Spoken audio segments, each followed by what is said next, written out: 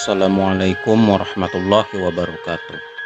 Selamat datang kembali ya di channel Insan Story, channel yang membahas tentang kisah misteri hingga sejarah dalam kemasan podcast dan sedikit gambar ilustrasi. Pada video kali ini Mimin akan menceritakan sebuah kisah pendakian gunung yang berada di pedalaman Kalimantan Tengah. Inilah pendakian mistis di Gunung Bondang.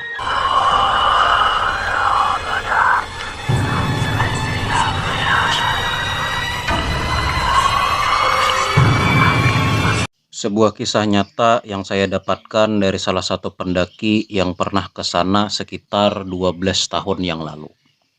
Hari itu adalah merupakan awal tahun 2000. Di sebuah warung kopi ada 5 sekawan yang terdiri dari 3 laki-laki dan 2 perempuan. Mereka sedang merencanakan pendakian gunung yang ada di Kalimantan Tengah. Sebut saja Romi, Dani, Adi, Fatma, dan Puspa. Jadi, kapan kita berangkat ke Kalteng? Tanya Fatma. Hari Sabtu nanti, jawab Dani. Berarti 4 hari lagi dong, sahut Puspa. Dani pun mengangguk. Kita juga butuh persiapan kan? Apalagi gunung yang akan kita daki itu adalah gunung yang menyimpan banyak rahasia dan konon katanya banyak hantu juga di sana, jawab Dani. Ah, aku tidak takut sama hantu, celoteh Adi. Kau jangan meremehkan, Di. Kau tidak akan tahu yang terjadi nanti di sana jika mulutmu sesumbar itu, tegur Romi. Aku tidak sesumbar. Aku mengatakan yang sebenarnya. Aku tidak pernah takut dengan makhluk yang disebut hantu itu, sahut Adi. Diam, ujar Dani, seraya menggebrak meja. Adi dan Romi menunduk. Yang dikatakan Romi itu memang benar, Di. Jika kau masih sesumbar, lebih baik kau tidak usah ikut saja. Ya. Aku tidak akan seperti itu lagi. Ingat ya, saat di sana, kita harus tetap jaga sopan santun, walaupun dengan mereka yang tidak terlihat, kata Dani seraya bergantian menatap keempat temannya itu. Hari yang ditentukan tiba. 5 sahabat itu sudah berkumpul di terminal bus yang akan membawa mereka ke Puruk Cahu, Kabupaten Murung Raya. Dari sini 2 hari lagi kita akan sampai di Puruk Cahu. Setelah sampai Puruk Cahu, kita akan naik perahu mesin motor ke Muara Laung. Dari Muara Laung naik perahu mesin klotok ke Desa Bondang. Dan dari desa lagi kita akan meminta izin mendaki kepada tetua adat di sana, kata Dani menjelaskan. Waduh, ternyata jauh juga ya Dan, sahut Fatma. Dan katanya jalan kita untuk mendaki itu dipenuhi lintah dan lumpur. Makanya kita harus benar-benar kuat untuk ke sana. Tidak hanya kuat fisik, kita juga harus kuat mental. Meski apapun yang kita temui di sana, kita jangan takut. Dan yang paling penting, bersihkan hati kalian dari prasangka buruk. Karena penghuni di sana tidak suka jika ada orang yang berniat tidak baik memasuki wilayah mereka, ujar Dani. Terutama kamu, Di. Romi menunjuk ke arah Adi. Ya, aku tidak akan macam-macam, jawab Adi. Sekitar jam 8 pagi, bus yang mereka tumpangi akhirnya berangkat. Perjalanan menuju Kalimantan Tengah dimulai. Singkat cerita, kelima sahabat itu pun sampai di terminal Puruk Cahu. Mereka kemudian melanjutkan perjalanan menggunakan ojek untuk menuju ke pelabuhan yang lumayan jauh dari terminal. Setelah sampai pelabuhan, mereka mencari perahu mesin motor, tujuan Muara Laung. Aku capek sekali Puspa, ucap Fatma, seraya menyandarkan kepalanya di bahu Puspa. Kalian tidur saja dulu, nanti kalau sudah sampai aku akan bangunkan kalian, ujar Dani. Memangnya berapa lama lagi Dan? Tanya Puspa. 1 jam lebih, jawab Dani. 1 jam kemudian, bangun. Kita hampir sampai. Dani membangunkan teman-temannya.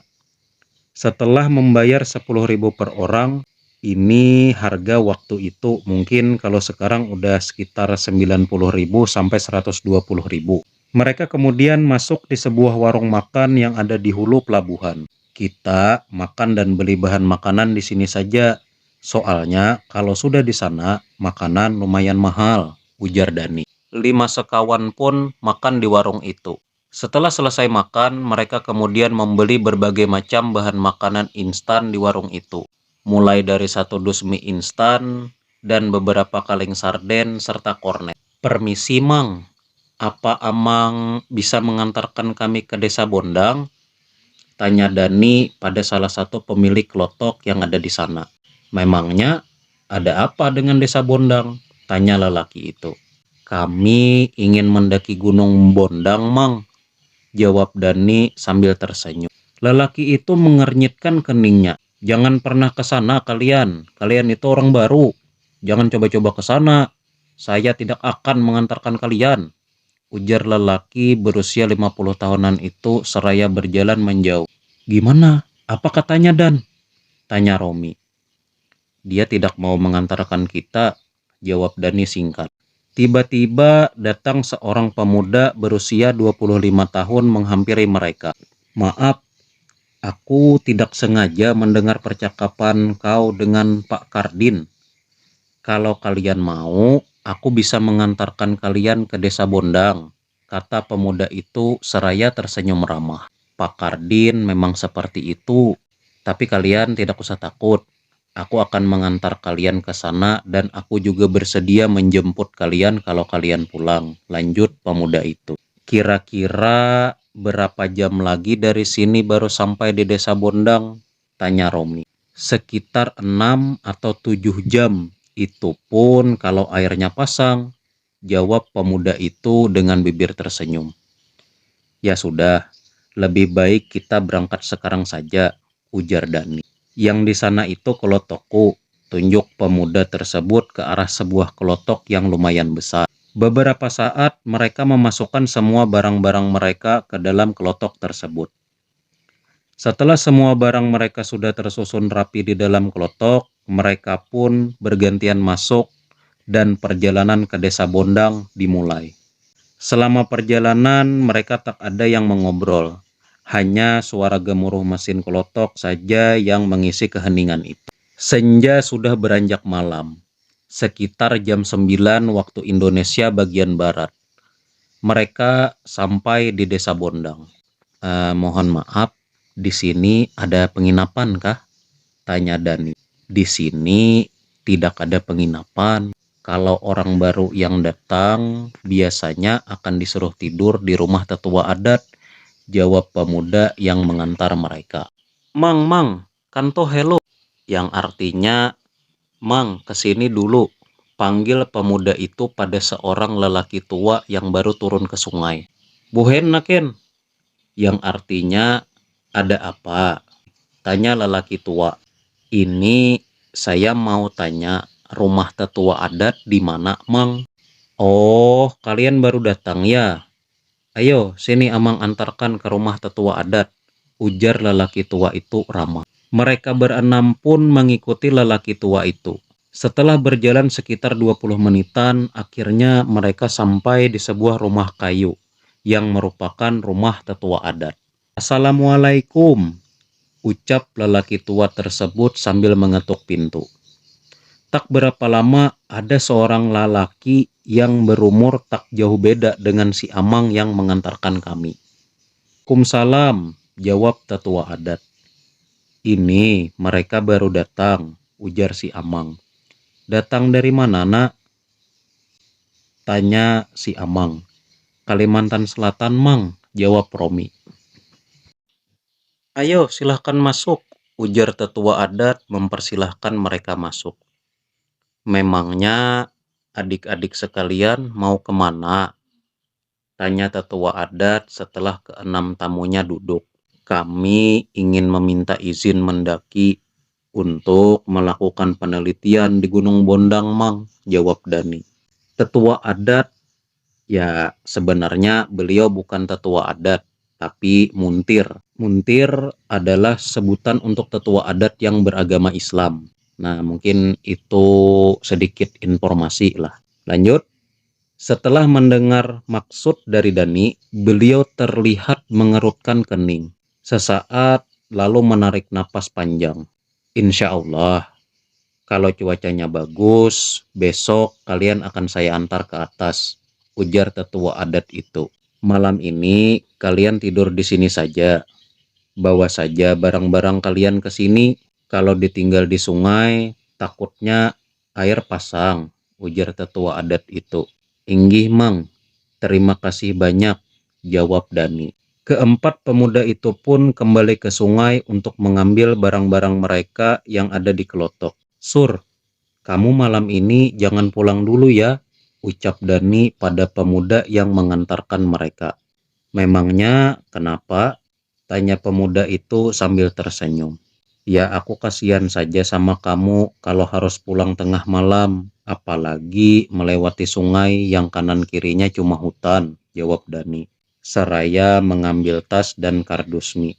Dani, kalau dia mau pulang ya silakan saja. Lagi pula dia itu kan orang asli sini, jadi sudah terbiasa melewati hutan, celoteh Adi. Hush, mulutmu itu memang tidak bisa diam ya, Di, tegur Romi yang memang tidak suka dengan sikap Adi.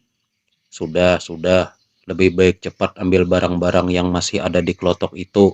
Dani, kerjaanmu itu cuma marah-marah saja, gerutu Adi.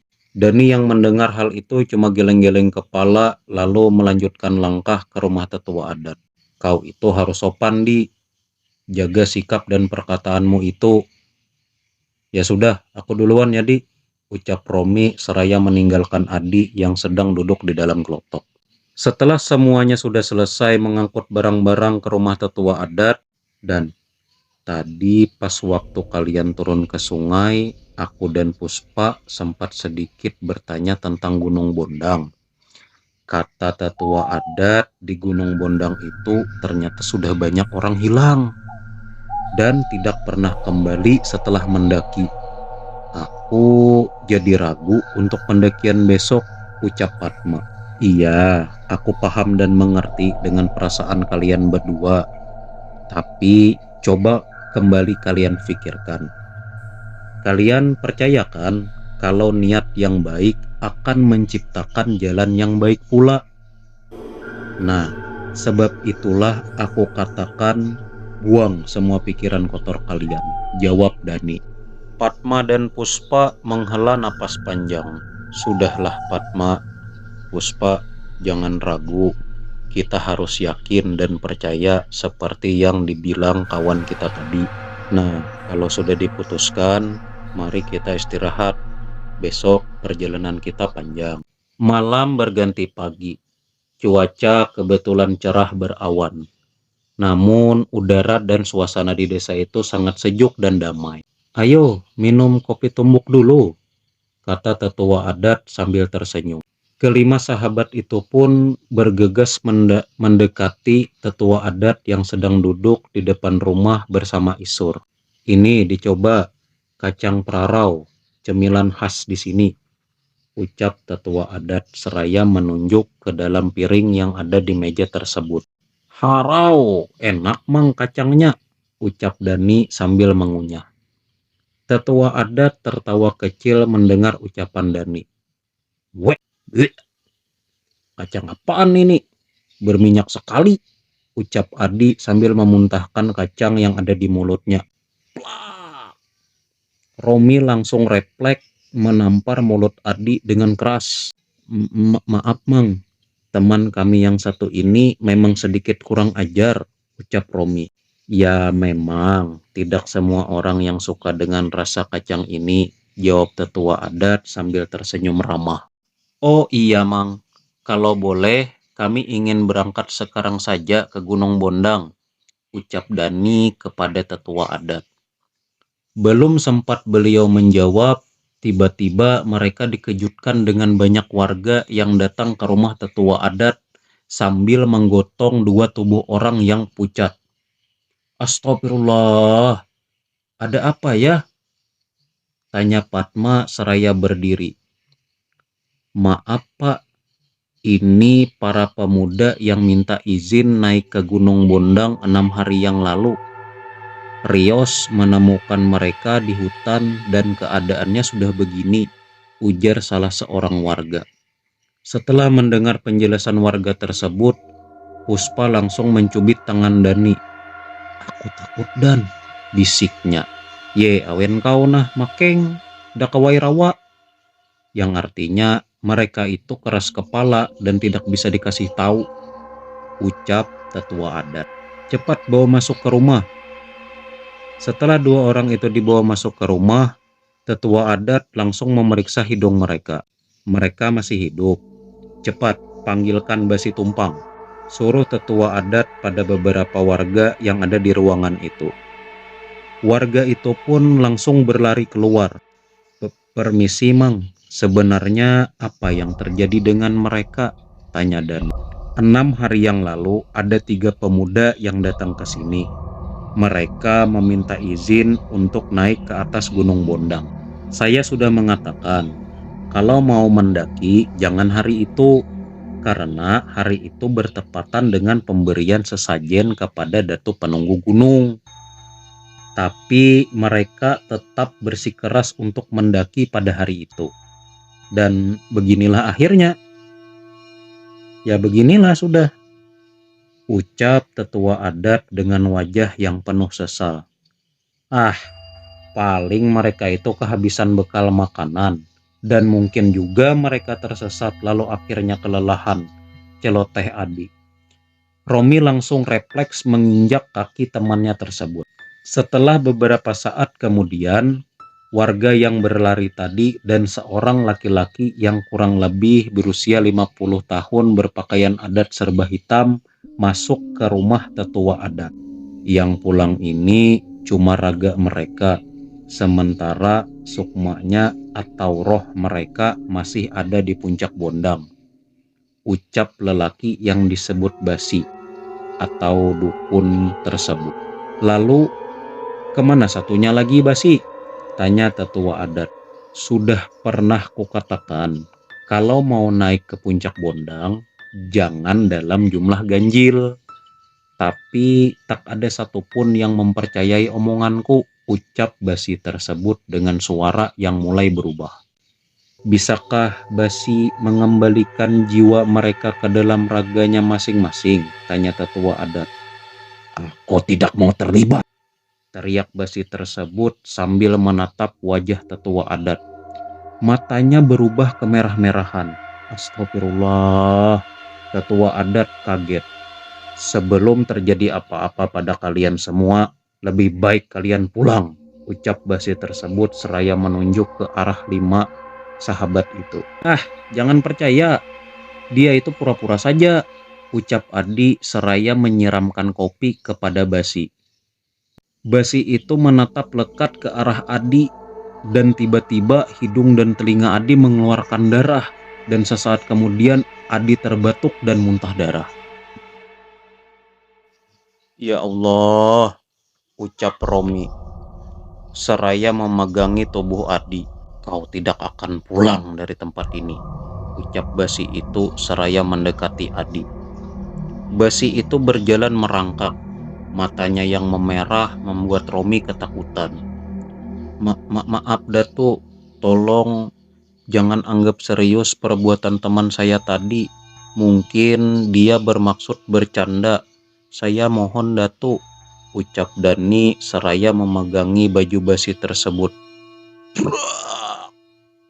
Adi langsung terjatuh dan tak sadarkan diri. Siang itu Adi terbangun dengan wajah pucat pasi. "Syukurlah kau sudah sadar," ucap Fatma. "Makanya lain kali mulut dan tingkah lakumu itu dijaga. Kalau kau sakit, kami juga yang repot," bentak Romi. "Kurasa Basi itu benar. Kita memang harus pulang," ucap Fatma. "Aku tidak setuju, Pat. Rencana pendakian kita sudah sangat matang, dan aku mau kita adalah orang-orang yang mampu menaklukkan Gunung Bondang itu. Aku tidak akan pulang," ucap Adi tegas. "Ya, kali ini aku setuju dengan apa yang dikatakan Adi. Kita harus tetap mendaki," sambung Dani. "Bagaimana Rom?" tanya Dani. Aku ikut kalian saja, bagaimana baiknya?" jawab Romi dengan sedikit terbata. "Aku mau Nanti cerita tentang kita yang mampu menaklukkan Gunung Bondang dan pulang dengan selamat diposting di halaman utama koran, ucap Adi penuh semangat. Mang, kami izin mau permisi dulu, ucap Dani pada tetua adat yang sedang duduk. Apa kalian mau pulang? Tanya tetua adat. Tidak, Mang. Kami akan mendaki Gunung Bondang hari ini juga, jawab Adi. Terserah kalian saja. Aku sudah tidak mampu berbicara panjang lebar lagi, ucap tetua adat itu seraya beranjak dari duduknya dengan wajah sendu dan masuk ke dalam kamarnya. Lebih baik sekarang kita siap-siap, Dan, usul Adi. Kamu bagaimana, Sur?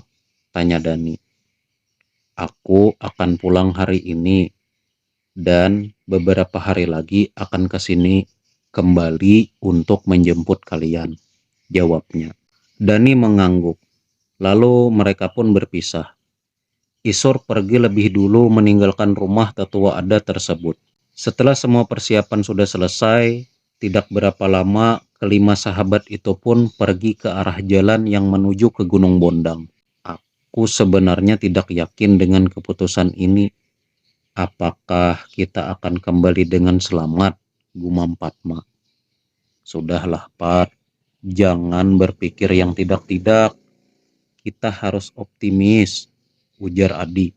Angin dingin menusuk tulang mulai terasa saat mereka tiba di jalan setapak yang sudah dipenuhi rumput dan semak belukar. Apa benar ini jalan naik? Tanya Puspa. Ini ada jalan setapak. Walaupun sudah tertutupi semak, tapi masih bisa dibedakan, jawab Adi. Ayo kawan, tidak usah ragu-ragu. Lebih baik kita jalan sekarang, ujar Dani seraya mengeluarkan parang dari dalam tasnya. Diam-diam, kau membawa parang ya, Dan, ujar Adi sambil tertawa kecil. Kita harus perhitungkan kemungkinan yang akan terjadi. Apalagi Gunung Bondang ini bukanlah gunung sembarangan. Setidaknya parang ini untuk kita jaga-jaga, atau biasa dibilang Mampakaras Hambarwan. Ya, aku juga ada membawa sesuatu, ujar Adi seraya mengeluarkan keris dari dalam tasnya. Astagfirullah, kamu ini ada-ada saja, Di. Keris kan biasanya ada isinya, ucap Romi. Memang ada, makanya aku bawa ke sini. Aku mau tahu siapa yang lebih kuat, khodam kerisku atau penghuni gunung ini, ujar Adi lantang. Hus, jangan begitu, Di. Apa kamu masih tidak jera saat muntah darah tadi siang? Tegur Romi. Adi kemudian terdiam. Sudah, ayo cepat jalan, ujar Dani sambil menebas semak berduri yang menghalangi jalan. Sekitar 2 jam mereka terus berjalan, hingga akhirnya sampai di sebuah sungai kecil. Mereka beristirahat sebentar dan mengisi botol-botol air mereka yang sudah kosong. Setelah dirasa cukup, mereka pun kembali melanjutkan perjalanan. Hari sudah hampir malam. Lebih baik kita istirahat dulu. Besok pagi kita akan kembali lanjutkan perjalanan, ucap Dani. Mereka pun menggelar tikar dan memasang terpal yang dikaitkan pada beberapa pohon untuk menahan hujan dan embun. Kalian istirahat saja, biar saja aku dan Adi yang jaga, ucap Dani. Karena kelelahan, Romi, Padma, dan Puspa akhirnya tertidur. Aku ngantuk sekali, Dan, ucap Adi pelan. Ya sudah, kalau begitu kamu tidur saja, biar aku yang jaga, ucap Dani. Dani beranjak dari duduknya dan berjalan ke arah belakang tenda, bermaksud ingin buang air kecil. Setelah selesai, kembali berjalan ke arah tenda. Namun, beberapa saat langkahnya terhenti. Perasaan kaget bercampur rasa takut menderanya. Ada seorang lelaki tua renta bertongkat kayu sedang berdiri menatapnya di bawah keremangan sinar bulan. Cek, cek, cek. Degup jantung Dani semakin kencang saat lelaki tua renta itu berjalan mendekatinya. Jangan takut, Aku tidak menyakitimu, ucap lelaki tua itu seraya tersenyum. Ma, ma, mau apa kau? Tanya Dani. Hahaha. Hah, aku tidak mau apa-apa dari kalian. Aku hanya berpesan, di atas sana adalah tempat berbahaya. Sebelum kalian sampai ke sana, lebih baik sekarang kalian pulang saja, ucap lelaki tua itu ramah. Memangnya kakek ini siapa? Tanya Dani. Panggil saja aku Datu Birawaja, harimau putih, penunggu, penjaga danau gaib di puncak ini, ucap lelaki tua itu memperkenalkan diri. Hah? Harimau? Tanya Dani seakan tak percaya. Tiba-tiba dalam sekejap saja lelaki tua itu berubah wujud menjadi harimau putih. Dan dalam kegelapan malam, harimau itu berjalan meninggalkan Dani. Setelah melihat kejadian itu, tiba-tiba Dani tak sadarkan diri. Malam yang gelap kini berganti pagi. Pagi itu saat Romi sedang mencari kayu bakar, dia menemukan Dani yang tergeletak pingsan. Dani, woi Dani, tolong! Perlahan Dani membuka matanya. Mana harimau itu, Rom? Tanya Dani dengan wajah pucat. Lalu Romi melihat sekelilingnya, namun tidak ada apapun di sana. Harimau apa, Dan? Di sini tidak ada apa-apa. Lelaki tua yang kutemui tadi malam berubah jadi harimau putih, Rom. Mungkin karena efek kau kelelahan, Dan. Mungkin kau mengigau. Ya sudah, aku mau mencari kayu bakar dulu ya, buat masak mie instan, ucap Romi seraya meninggalkan Dani. Lalu Dani bergegas berdiri dan berlari ke arah tenda. Kau kenapa, Dan? Tanya Adi. Aku bertemu kakek tua, dan kemudian kakek itu berubah menjadi harimau putih. Hahaha, kau hanya mengantuk, Dan. Makanya pikiranmu mulai aneh, jawab Adi. Mana ada kakek-kakek berubah jadi harimau. Kira-kira kuat nggak tuh buat cari makanannya? Ujar Adi meledek. Sudah Adi, jangan seperti itu, pamali, tegur Fatma. Iya nih, siapa tahu apa yang dikatakan Dani itu benar. Lagian, Dani tidak pernah berbohong kan selama ini, sahut Puspa. Ah, ya kalaupun ada, nanti kusuruh hodam kerisku ini untuk membunuh harimau itu, kata Adi angkuh. Tolong, tolong, teriak Romi dari kejauhan. Astagfirullah Romi, ucap Puspa. Dengan sombongnya Adi berjalan menyusul ke arah suara teriakan Romi. Romi terlihat berlari dengan kaki terpincang-pincang ke arah mereka. Kaki Romi berlumuran darah dan terlihat ada sesuatu menancap di kakinya. Kakimu kenapa, Rom? Kenapa, Rom, kakimu, Rom? Tanya Puspa panik. Itu namanya sampiti atau jebakan dari bambu. Tiba-tiba ada suara di belakang mereka. Isur? Hah? Isur? Iya, aku tidak jadi pulang kemarin. Lalu aku putuskan untuk menyusul kalian ke gunung, ujar Isur seraya mencabut sampiti yang masih menancap di kaki Romi. Ah, sakit Sur, jerit Romi. Setelah mencabut sampiti yang menancap di kaki Romi, Isur segera memetik beberapa tumbuhan dan menghaluskannya dengan telapak tangan. Setelah itu, ia meludahinya dan segera menaruh di mata luka yang ada di kaki Romi tersebut. Jangan dibuang, insya Allah darahnya akan berhenti keluar, ujar Isur. Makasih ya Sur, ucap Romi sambil meringis menahan sakit. Isur pun mengangguk. Berani sekali kau sendirian menyusul kami ke sini, Sur, ucap Puspa tersenyum. Alah, begitu saja sudah dipuji-puji. Aku juga tidak takut dengan semua penghuni di sini, sahut Adi. Ya sudah, kalau begitu Kamu cari kayu bakar gantikan Romi, ujar Puspa pada Adi. Itu kan tugas dia, kenapa jadi aku yang harus menggantikan? Ya sudah, biar aku saja yang mencari kayunya, ujar Isur. Singkat cerita, jadi setelah selesai makan dan membereskan tenda, mereka kembali melanjutkan perjalanan untuk sampai di puncak Gunung Bondang. Dani dan Romi menjadi sangat pendiam setelah apa yang telah terjadi pada mereka berdua. Ya Tuhan, kata Adi yang berada di depan. Ada apa, Di? Tanya Fatma seraya mendekat. Itu, lihatlah. Di sana ada banyak anggrek bermacam-macam jenis. Jika aku bisa mendapatkan anggrek-anggrek itu, aku akan kaya raya. Tunjuk Adi ke bawah jurang. Konon, katanya bunga-bunga anggrek di sana itu ada 41 macam. Dan jenisnya sangat langka. Dan yang menarik adalah bunga-bunga itu tercipta dari roh atau orang-orang yang mati di sana. Jangan diambil, Adi. Kata warga desa, bunga itu tidak nyata, tapi hanya tipuan makhluk halus untuk menarik manusia ke sana, ucap Isur. Alah, so tahu kamu, Sur, bentak Adi.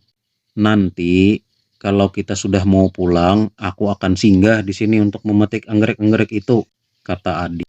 Sementara Dani yang berjalan paling belakang sering melihat penampakan harimau putih yang selalu menatapnya dengan tajam. Aku rasa kita harus pulang sekarang, ujar Dani. Kita tidak akan pulang sebelum berhasil mendapatkan lokasi danau itu, ucap Adi. Hah? Danau? Tanya Puspa. Ya, konon katanya di gunung ini ada danau gaib yang sering dipakai mandi oleh makhluk halus untuk memulihkan kekuatan mereka. Tapi semua itu masih berita dari mulut ke mulut. Tapi kalau orang yang tidak benar-benar bersih hatinya, dia tidak akan dapat melihat danau gaib itu, ujar Isur. Memangnya kau sendiri bagaimana? Apa sudah kau cuci bersih hatimu itu? Ucap Adi sinis, seraya menunjuk ke wajah Isur. Setelah beberapa jam melanjutkan perjalanan, mereka beristirahat di dekat sebuah pohon di pinggir jurang. Aduh, aku sudah tidak kuat lagi berjalan jauh, Di, ucap Romi sambil memegangi kakinya. Salah sendiri, punya mata tapi tidak digunakan dengan baik. Akhirnya ya begitu, sahut Adi sambil menunjuk ke kaki Romi. Mana aku tahu kalau di tengah hutan di atas gunung yang sangat jauh dari pemukiman ada orang yang memasang jebakan seperti itu, jawab Romi kesal. Sudah diam, bentak Dani seraya berdiri. Jangan karena aku diam saja kau lalu seenaknya saja menyalahkan Romi. Aku sudah muak dengan tingkah lakumu yang semaunya itu, bentak Dani seraya mendorong tubuh Adi. Sialan kau, Dan. Hanya karena aku mengatakan kebenaran tentang kebodohan si Romi itu, kau malah mendorongku seperti ini. Sudah. Kalian tidak seharusnya berkelahi di tempat seperti ini, tegur Isur, seraya memisahkan mereka. Isur benar, Adi. Dani, tidak seharusnya kalian berkelahi, ucap Puspa dan Fatma. Aku sudah muak dengan sikapnya yang tidak tahu sopan santun itu. Apa dia tidak pernah jera atas apa yang menimpanya kemarin? Apa kau tak ingat rasanya muntah darah kemarin, Di? Ujar Dani yang masih emosi. Cukup, bentak Pusma. Ingat tujuan kita ke sini. Kita ke sini bukan untuk berkelahi, dasar bodoh, ujar Fatma mengumpat. Aku akan kembali memimpin jalan. Ayo kita lanjutkan perjalanan, ujar Dani. Sementara Adi berada di belakang. Tak terasa hari sudah mulai senja dan akan berganti dengan malam. Bergegas mereka berenam kembali membuat tenda sederhana dari tikar dan terpal. Malam ini kau tidur saja, Dan. Biar aku dan Isur yang berjaga, ujar Romi. Jangan, Romi. Biar aku saja yang berjaga sendirian. Kau harus istirahat, apalagi kakimu kan terluka. ucap Isur. Pergi dari sini. Pergi dari sini. Sayup-sayup Dani mendengar suara berat laki-laki yang menyuruh mereka pergi dari tempat itu. Rom, apa kau dengar suara itu? Tanya Dani. Suara apa, Dan? Tanya Romi berusaha mendengarkan suara yang dimaksud oleh sahabatnya itu. Aku tidak mendengar apa-apa, Selina, lanjut Romi.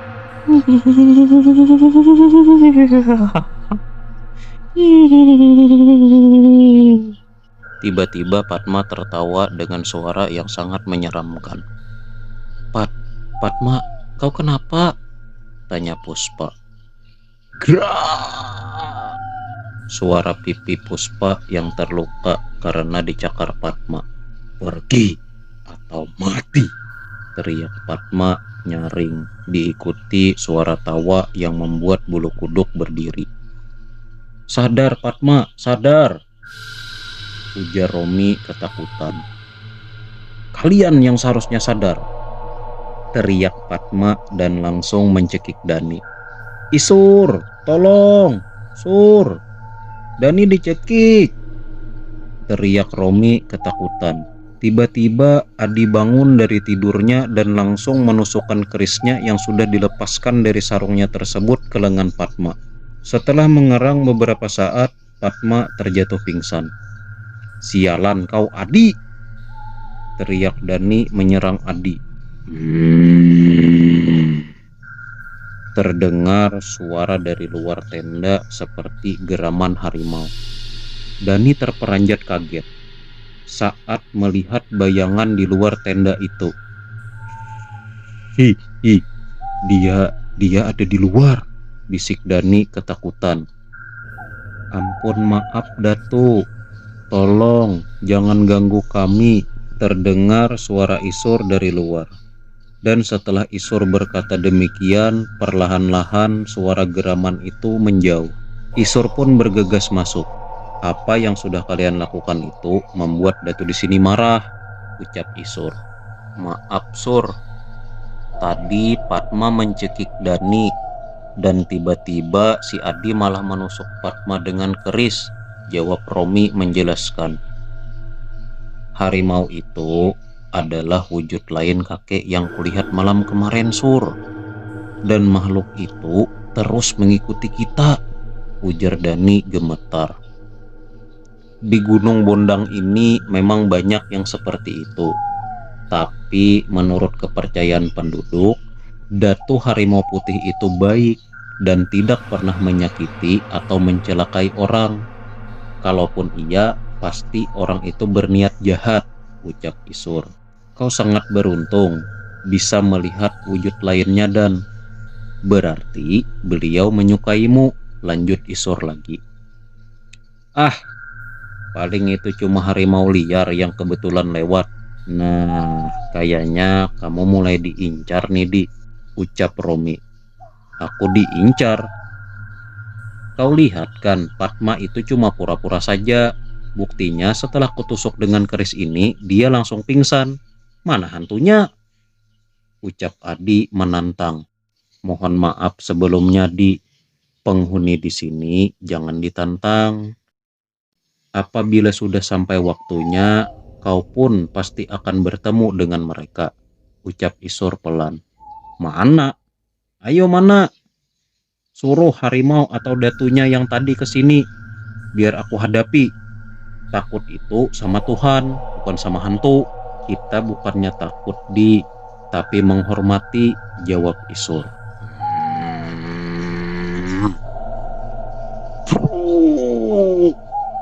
Suara geraman itu mendekat dan menerobos masuk ke tenda. Adi terjatuh tepat di bawah tubuh harimau putih yang hendak menerkamnya itu. Romi yang sudah sangat parno memberanikan diri membaca ayat kursi dengan tubuh bergetar menghadapi makhluk berwujud harimau putih tersebut. Harimau putih itu menatap Romi yang membaca ayat kursi sambil menangis di sudut tenda yang sudah rusak karena terkaman harimau. Tangan harimau putih yang kekar itu tepat berada di wajah Adi. yang membuat Adi sulit bernapas. Lalu harimau putih itu mengendus-endus kepala Adi.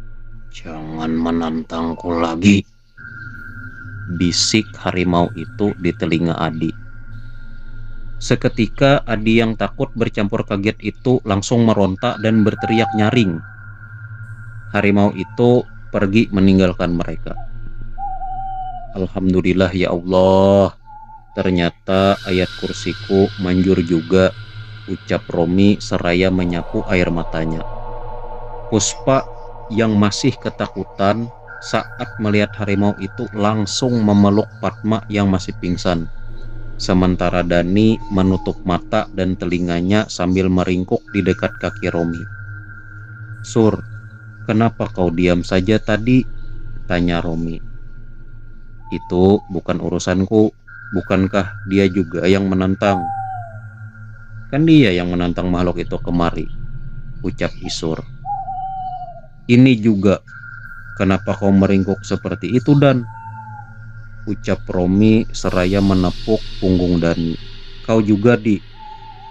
Tadi menantang, giliran dia sudah datang kau malah ketakutan. Untung aku masih hafal ayat kursi."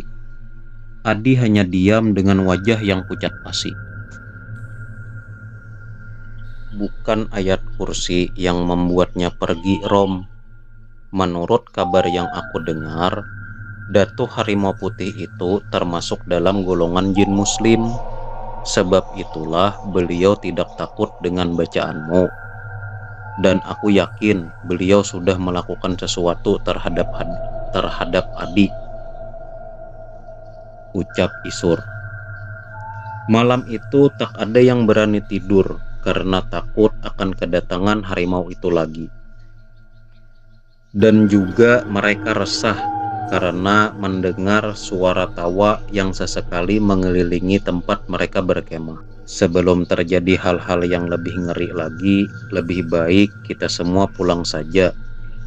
Gunung ini memang tidak seharusnya kita daki, karena gunung ini dipenuhi hal-hal mistis dan kental, ucap Dani. "Tidak, kita harus mendapatkan lokasi danau itu. Sebelum mendapatkannya, kita tidak boleh pulang," ucap Adi. "Apa sih gunanya danau itu menurutmu, Di?" tanya Puspa.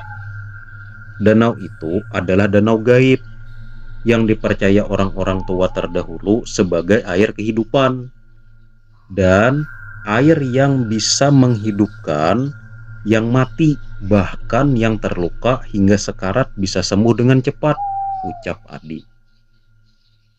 "Iya, aku juga sering dengar cerita tentang itu. Tapi konon katanya danau itu tidak terlihat oleh pandangan manusia biasa. Hanya orang-orang berhati baik yang bisa melihat danau tersebut. Dan mungkin saja kita sekarang ini sudah berada di atas danau tersebut. Namun kita saja yang tidak melihat," ucap Isur. Kata Isur memang benar. Hal gaib atau tidak terlihat sangatlah sulit untuk ditemukan, ucap Dani membenarkan. "Kalau begitu, kurasa kita harus berpisah. Kalian pulang saja, tunggu aku di bawah. Biar aku sendiri yang mencari danau tersebut," ucap Adi seraya mengambil tasnya dan pergi meninggalkan teman-temannya. "Dan mengapa Adi bersikeras mencari danau gaib itu?" tanya Puspa. "Setauku neneknya sedang sakit keras. Mungkin itu yang membuatnya mencari di mana keberadaan danau tersebut. Kita harus menyusul Adi," ucap Romi. "Tidak, kita harus secepatnya membawa Padma turun," jawab Puspa.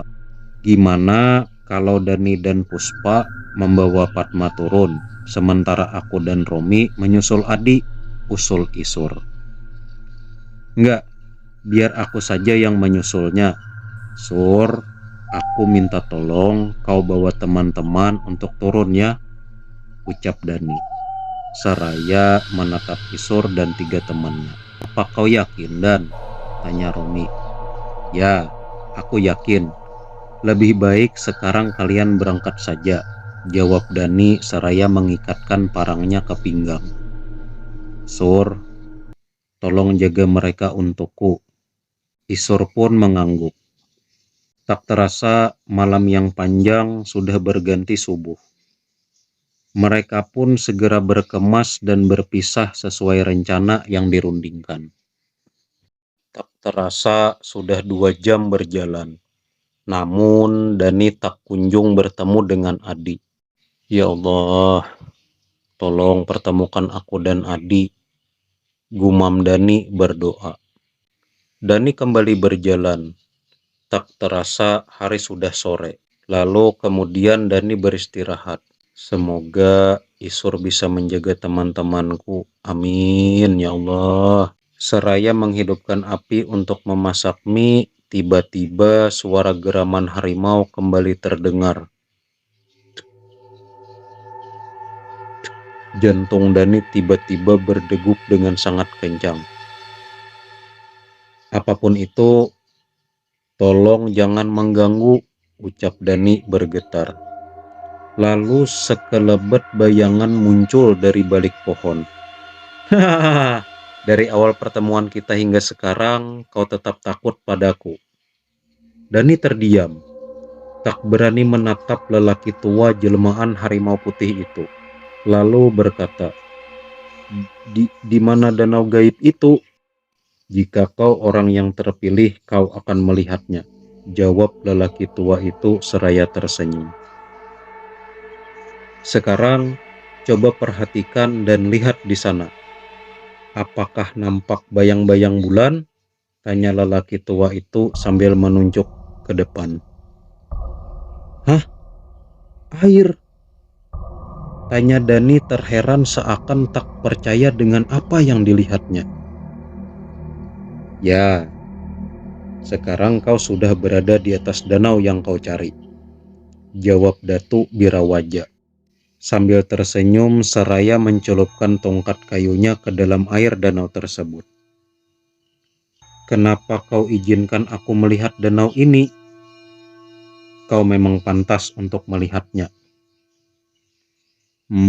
Maaf Datuk, apakah kau melihat temanku Adi yang hendak kau terkam itu?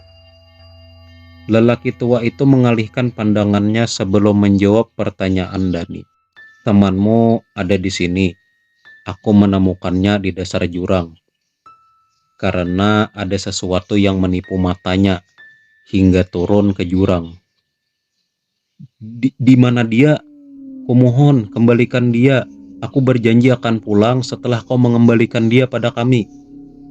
Lalu lelaki tua itu berjalan sambil tertawa kecil ke arah pohon. Dia kan yang kau cari? Kemudian Dani mendekati lelaki tua tersebut. Masya Allah, Dani terkejut melihat Adi yang berlumuran darah. Setelah dia sadar nanti, dia akan menjadi sedikit gila. Apa? Ya, dia tidak akan pernah melupakan apa yang sudah dia alami di gunung ini. Sekarang, kalian pulanglah.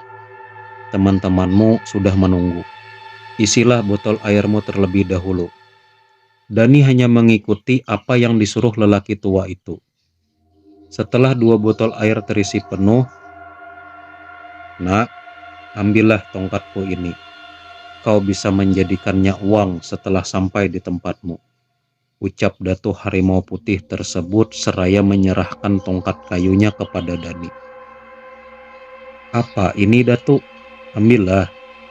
Nanti setelah keluar dan turun dari gunung ini, kau akan tahu itu kayu apa, jawab lelaki tua jelmaan harimau putih seraya melangkah pergi. Dani menatap kayu yang diberikan lelaki tua itu, lalu mengalihkan pandangannya ke arah danau. Namun betapa kagetnya Dani saat melihat hanya pepohonan yang ada di sana. Seketika bulu kuduknya merinding. Lalu Dani berusaha berjalan sambil memapah Adi yang masih tak sadarkan diri. Suara ranting kayu terinjak oleh sesuatu. Dani menoleh ke belakang. Terlihat sekelebat bayangan melintas dari balik pohon ke pohon yang lainnya. Allahu Akbar, ucap Dani sambil terus berjalan sambil memapah Adi. Tak terasa sudah seharian penuh Dani berjalan. Ya Allah, apakah ini jalan turun? Gumam Dani. Tiba-tiba Dani mendengar sayup-sayup suara tabuhan gendang. Tidak salah lagi, ini pasti suara yang akan membawaku turun ke bawah, gumam Dani. Dani terus berjalan sambil memapah Adi melewati jalan yang berlumpur dan banyak lintah. Kemudian Dani akhirnya sampai di jalan yang dipenuhi semak berduri. Alhamdulillah, seingatku jalanan ini sudah berada di bawah gunung, gumam Dani. Namun tiba-tiba tubuhnya lemas dan akhirnya ambruk jatuh ke tanah. Suara terakhir yang dia dengar adalah suara geraman harimau dan kemudian semuanya gelap. Dani, sayup-sayup terdengar suara seseorang memanggil namanya. Saat dia perlahan-lahan membuka matanya, seberkas sinar terang tepat mengenai matanya. Dan sesaat kemudian dia melihat Fatma, Puspa, dan Romi sudah berada di dekatnya. Alhamdulillah ya Allah, ucap Dani sambil menitikkan air mata. Sesaat kemudian, mana Adi dan Isur? Mereka saling pandang sebelum akhirnya berkata, Adi masih belum sadar dan lukanya lumayan parah. Untuk Isur, dia menghilang setelah kami sampai bawah gunung, di tempat di mana warga menemukanmu. Itu pun kata warga yang pertama kita temui sewaktu kesini sekitar beberapa hari sebelum kita mendaki. Lalu Dani memandangi ketiga temannya itu. Assalamualaikum. Isur? Benarkah ini Isur? Iya, ada apa kalian menatapku seperti itu? Sebelumnya aku minta maaf ya, karena sangat sibuk kemarin, ucap Isur. Tongkat kayu yang kubawa mana? Tanya Dani. Ini nak, ini namanya kayu gaharu. Yang ini jenis yang sangat langka dan mahal. Kalau diuangkan sekitar 450 juta, ucap tetua adat seraya menyerahkan kayu itu pada Dani. Aku tidak menyangka di Gunung Bondang ada kayu gaharu jenis ini. Dari mana kamu mendapatkannya? Saya diberi oleh seorang kakek tua renta yang berada di puncak Gunung Bondang, jawab Dani dengan bibir bergetar. Apa jangan-jangan itu Dato Harimau Putih penunggu danau gaib di puncak Gunung Bondang? Tanya tetua adat. Iya betul sekali Mang, dia memang harimau, jawab Romi. Beliau itu memang baik. Dulu juga ada orang yang diberi intan sebesar ujung kelingking. Jadi kata orang itu ada seorang lelaki tua renta yang memberinya batu. Namun saat dibawa pulang ke rumah, ternyata dengan ajaibnya batu itu sudah berubah menjadi intan. Cerita tetua adat. Kenapa bukan aku yang diberikan kayu gaharu itu? Aku kan dari keluarga miskin, Romi bergumam. Nanti setelah dijual, uangnya kita bagi rata ya, ucap Dani tersenyum. Oh iya Sur, apa benar kau sudah pulang beberapa hari yang lalu? Tanya Dani. Iya, jawabnya singkat. Dani kemudian menceritakan tentang sosok Isur yang menyusul mereka ke puncak gunung. Hah? Jalannya saja aku tidak tahu, apalagi untuk menyusul kalian ke sana seorang diri. ucap Isur seraya menggaruk kepalanya yang tak getal. Lalu, siapa yang menyusul dan mengantarkan kami pulang sampai ke bawah gunung? Tanya Padma dan Puspa berbarengan. Lalu mereka yang ada di ruangan itu serentak bergidik ngeri. Yang penting sekarang alhamdulillah kalian semua selamat dan tidak kurang sedikit pun. Dan cerita pun selesai. Pesan yang bisa kita ambil dari cerita ini adalah di mana bumi dipijak, di situ langit dijunjung, yang artinya hormatilah adat dan istiadat di tempat kita berada saat ini. Karena dengan menghormati tidak akan mengurangi kehormatan kita. Jika kalian suka dengan ceritanya, silahkan kalian like dan share, dan jangan lupa klik tombol subscribe-nya. Mimin pamit undur diri. Wassalamualaikum warahmatullahi wabarakatuh.